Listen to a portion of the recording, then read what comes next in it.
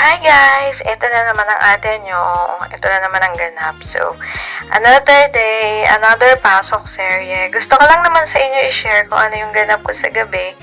Pagpapasok, tsaka yung travel ko. Yan lang naman. So, ayan na nga. Ready si Akla. Prepare. Bihis. Tapos, ayun na nga. So, 1 hour before the shift, umaalis na ako sa bahay. Alam mo na, to avoid mga hassles, mga traffic, ganyan. Pero the good thing is, umaalis ako kasi normally hindi naman siya rush hour. So, yun, okay naman yung travel ko. Mabilis lang. Mga normally 20 to 30 minutes, ganyan. Nakakarating na ako sa opisina. So, nasa office na ako agad-agad. Malapit lang naman kasi yung office namin. So, yun na nga.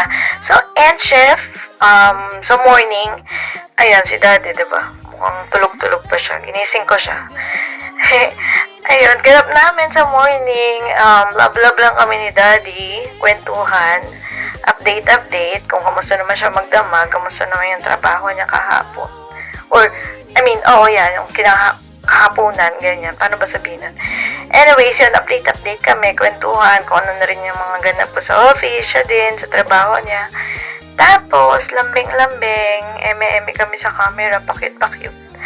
And, habang nag-iisip ng i-breakfast yan, normally si daddy nagluluto ng breakfast namin. Pero minsan, pag tinatamad siya, kagaya ngayon, yan, bumili lang kami niya ng breakfast sa labas. Kasi mukha talaga siyang, puyat pa dyan, tsaka antok-antok pa siya.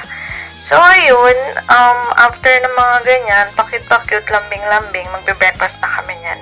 Yun lang naman yung ganap ko, magdama, gusto ko lang i-share para sa mga hindi naman nagtatanong. But, thank you so much guys, thank you sa pagpapanood niyo sa akin, and thank you for watching, I love you guys, God bless you, thank you, bye-bye na!